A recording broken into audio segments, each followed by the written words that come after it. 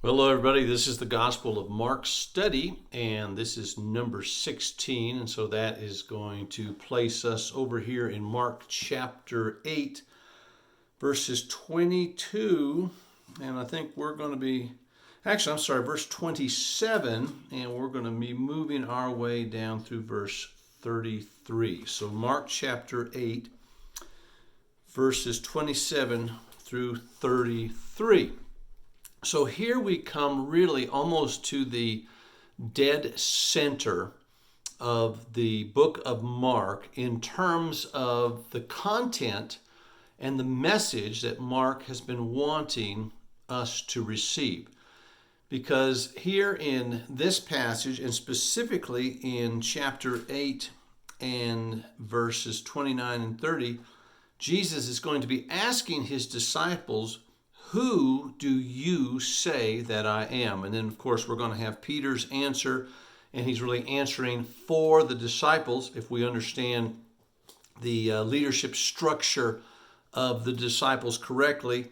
And he gives the answer, "You are the Messiah." Now, that's what Mark has been wanting us to see ever since he began writing this gospel. And so everything from chapter 1 all the way through chapter 8 and verse 29 is building up to this exclamation, this answer that Peter gives, that Jesus is the Messiah. And now everything that follows this passage is going to be explaining to us and teaching us what this Messiah, Jesus Christ the Lord, has come to earth to do and to accomplish, which of course is going to be, he came to earth to go to the cross to pay our sin penalty as our Savior, as the Messiah. So this is a real powerful passage. It's a focal point passage. It's what the beginning of Mark's gospel is pointing to, and it's really what the second half of the gospel is pointing back to. It's also interesting because in this passage we're really going to have, especially as we look at Matthew's gospel to help us fill in some of the blanks here in Mark's gospel, we're going to see that Peter receives his greatest commendation in this passage, followed immediately by his greatest condemnation.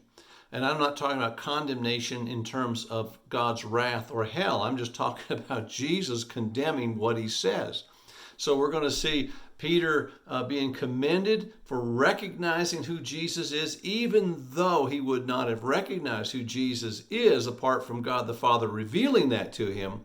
But we're going to see him commended for his sensitivity to the Spirit of God, as God is using the Spirit of God to help Peter understand who Jesus is. But then following this, we're going to see Peter being condemned as he is putting, not putting God's will first, but is putting man's will first. And we'll see that story flesh itself out here. So let's go to Mark chapter 8, and we are going to again be, as I said, starting over here in verse 27. Now, just by way of background, Jesus has just healed a blind man, and it was a two-stage healing. The first part of the healing, he spit on the man's eyes, and he put his hands on the man, and the man was able to see, but not clearly. He was able to see men, but he saw them as trees. In other words, his vision was not completely restored. He actually says in verse 24, "I see people, but they look like trees walking around." So once more, Jesus puts his hands on the man's eyes. This is verse 25. And then his eyes were opened, his sight was restored, and the idea is completely restored, and he saw everything clearly. And so Jesus is giving us really an illustration, a physical picture of how God gives us spiritual sight. You know, when we are first saved, when we first come to Christ for salvation, when God draws us to Christ, as Scripture teaches, we don't see everything clearly. And in fact, on this earth, we're not going to ever see anything clearly. But as we grow in Christ, as we are touched continually by Christ through His Spirit, our spiritual eyesight begins and continues to clear up, and we are able to see things more and more clearly, okay? And again, that was the whole theme of what was going on in Mark chapter 8 up until this point, where you have the Pharisees and the Sadducees, the religious leaders, not being able to see anything. They had no spiritual insight whatsoever because of the hardness of their hearts. So here we come down to verse 27. And after this miracle, Jesus and his disciples went on to the villages around Caesarea Philippi. Now, I need to make a correction from something I said last week. Caesarea Philippi is not on the Mediterranean. Okay, so there is a little town on the Mediterranean called Caesarea. I got those confused, wasn't really thinking clearly. Caesarea Philippi is a town that is really the northernmost outpost, probably, of the region of Galilee. It's northeast of the Sea of Galilee. It's above Bethsaida, if you were to look on a map. And so that's that town. It's actually named after Caesar. That's where you get Caesarea. And Philippi is the name that comes from Herod's sons. One of his sons was Philip. And so when Philip became the tetrarch, he renamed the town that was there Caesarea Philippi. So he named it after Caesar and himself. And so that's where we get this name.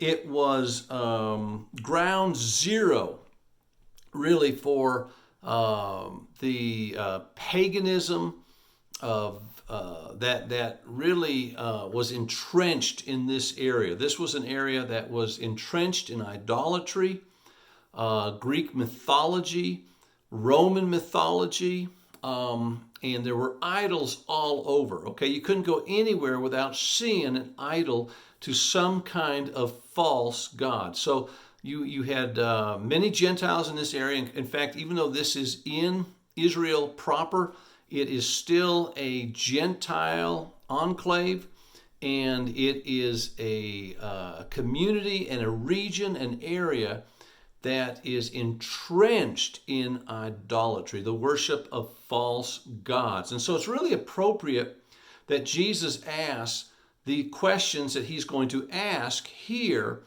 on their way to Caesarea Philippi. So Jesus' disciples went on to the villages around Caesarea Philippi. On the way, on the journey, he asks them, and he's going to ask them two questions, okay? So after being with Jesus for about 2.5 years, okay, we're now into the final 6 months of Jesus' earthly ministry. We're starting to approach that. So after the disciples have been with Jesus for this long period of time, it is now time for the final exam. And this final exam is going to be comprised of two questions. Number one, who do people say that I am? That's found there in verse 27. And then, of course, the second question is going to be found in verse 29 when he asks, who do you say that I am? So this is a two-question final exam. And they should know the answer to this because they've been with Jesus for 2.5 years. They've probably seen thousands of miracles. They've heard him teach probably almost every day. They have been living with him during this time, and so they should do well on this exam. So let's go with the first question. He says, who do people say that I am? And verse 28, they replied, some say John the Baptist, others say Elijah, and still others one of the prophets.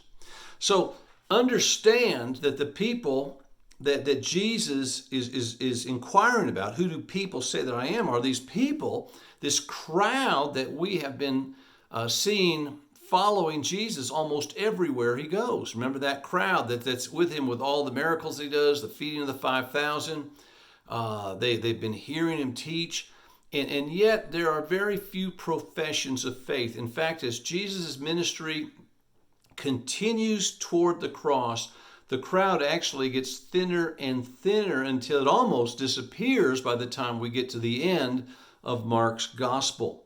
But Jesus is asking, who do these people say that I am? Who are the people that have been watching me?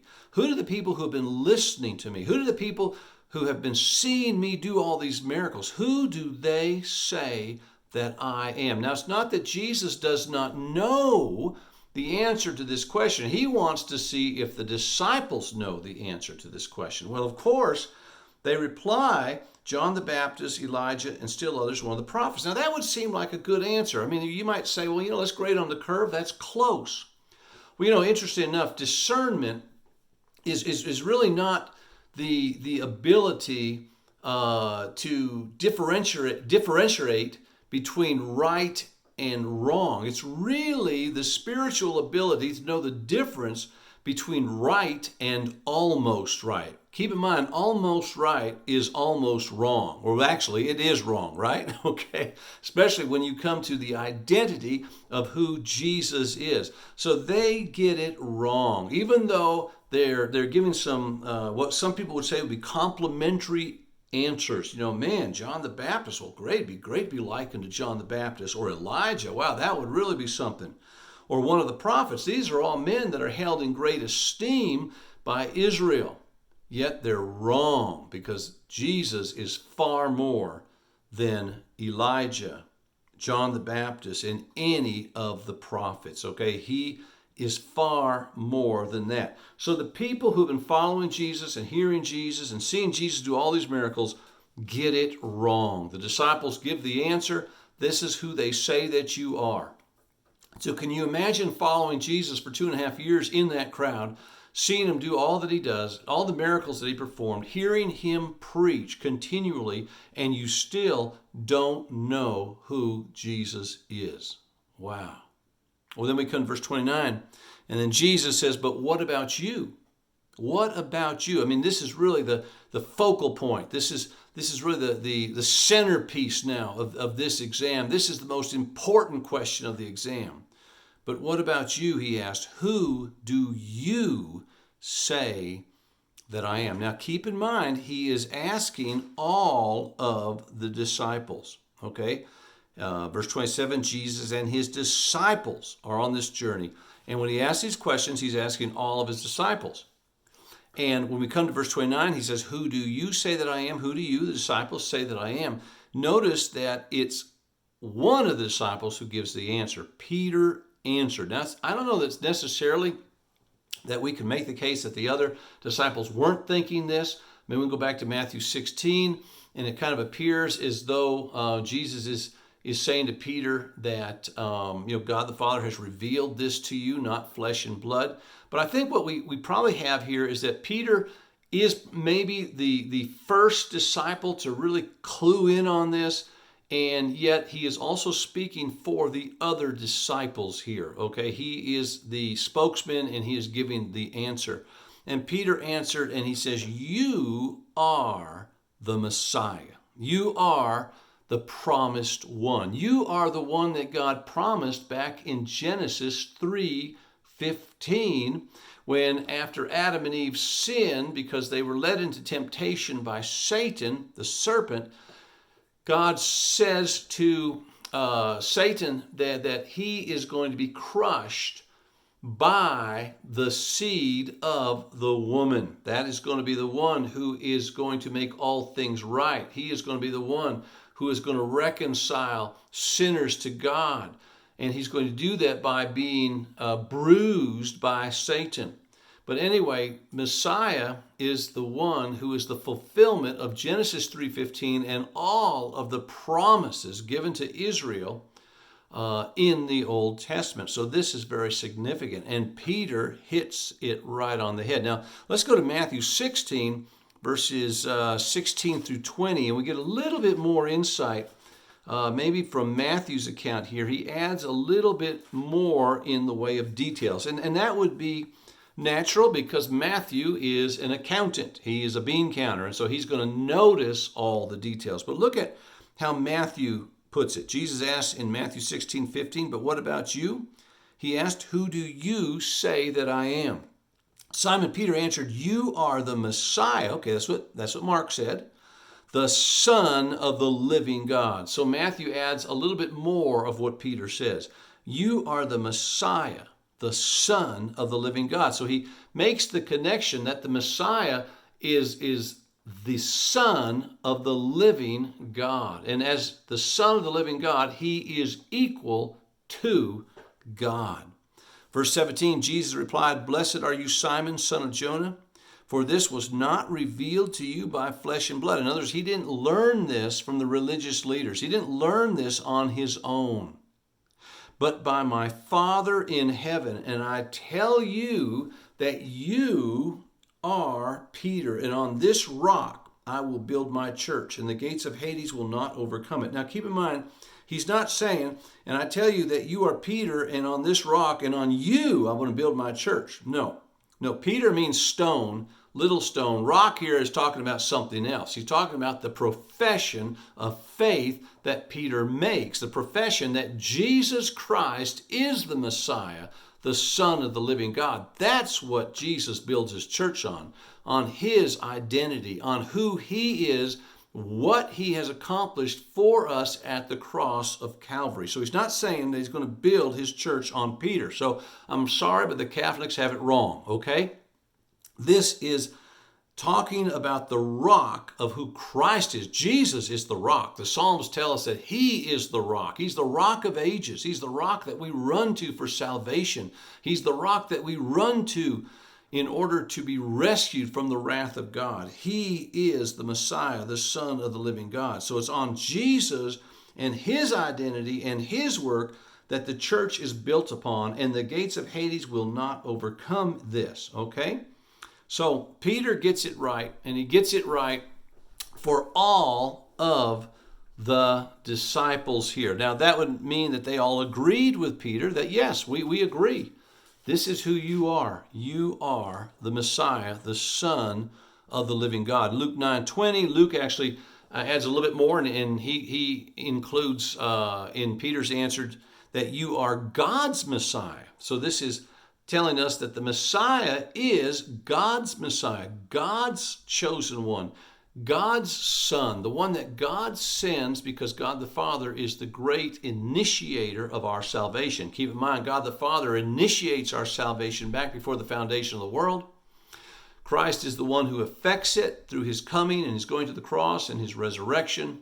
And the Holy Spirit is the one who then applies it. But notice again that Matthew says that, flesh and blood didn't reveal this to you, but God, my Father, or God the Father is the one who has revealed this to you. And here we understand that unless God reveals Jesus to us, unless God opens our eyes to the beauty and the majesty and the glory of Jesus and the cross, none of us would be able to answer this question correctly. Listen, if God were to ask you and I, who do you say that I am? Apart from him, we couldn't answer it right. We need him to open our eyes. We need him to give us a heart of flesh, remove the heart of stone and give us a heart of flesh that can see and desire Jesus as our greatest treasure and pleasure. And so what is true of Peter and the disciples here also has to be true of us. God must open our spiritual eyes to who Jesus Christ is and what he has done on our behalf at the cross and in the resurrection if we are ever going to be able to answer this question correctly. Who do you say that I am? So Jesus then in verse 30 warns them not to tell anyone about him yet. And I think that is because he still has a few more months to the cross, and he is intent on getting to that cross. And as we know, as the religious leaders begin to hear more and more about who the people, who Jesus is saying that he is, their concern is that the people are going to get behind Jesus, and they're concerned for a political revolution. Okay, they have no idea that this is going to be a spiritual revolution. They're thinking this is going to be a political revolution, and it's going to put revolution, which will put them at odds with Rome. Okay, and we'll talk a little bit more about that as we get more into these next 8 chapters. Verse 31. he then began to teach them that the Son of Man, Jesus begins to teach them that the Son of Man must suffer many things and be rejected by the elders, the chief priests, and the teachers of the law, and that he must be killed and after 3 days rise again. He spoke plainly about this, and then look what Peter's response is. Peter took him aside and began to rebuke him. So here we have Peter is going to receive his greatest condemnation right here, because listen to what Jesus says. Verse 33, but when Jesus turned and looked at his disciples, he rebuked Peter. He looks at the disciples, but he rebukes Peter. Get behind me, Satan, he said. You do not have in mind the concerns of God, but merely human concerns. Listen, how often could Jesus say the same thing to us? How often do we put human concerns above God's concerns? We put human interests, our personal interests, above God's interests. I mean, I don't think Peter is unique here. I think Peter is standing in our place here, and we get to see what God thinks about us when we choose to put our own interests in place of God's interest. Now, this was not condemnation in terms of Peter losing his salvation, going to hell, and experiencing the wrath of God. This was simply a great condemning rebuke. And I think that we need to be careful that we don't do the same thing that Peter does here, in which we are more concerned with our own interests, our own plans and programs and agendas than God. So you have in this passage the disciples coming to the understanding of who Jesus is and professing that. And so they are making this public profession that Jesus is the Messiah, the Son of the living God. Messiah is the one who comes to deliver God's people. He is the Christ, the anointed one. So he's going to come, and he goes to the cross as the Messiah, as God's Son, to pay the penalty for the sins of those who will place saving faith in Jesus Christ. So that's what happens there. And I think we could sum it up too by saying that, the disciples and Peter get the identity of Jesus right, but they get the plan wrong, okay? They understand who Jesus is. He's the Messiah, but they don't want Jesus to die. They don't want Jesus to leave. They don't want Jesus to stop doing the miracles. And that's what's going to happen when he dies on the cross of Calvary. So they they get the profession right, but they get the plan wrong. Sometimes we do that as well. Well, we'll talk some more about that next time. Let's try in our Christian lives and in our study of Scripture and our responding to God to not only respond to his person correctly, but to respond to his plan as correctly as well. God bless, and we'll catch up with you next time when we'll be in Mark 8, verses 34 through the end of the passage. Catch you next time.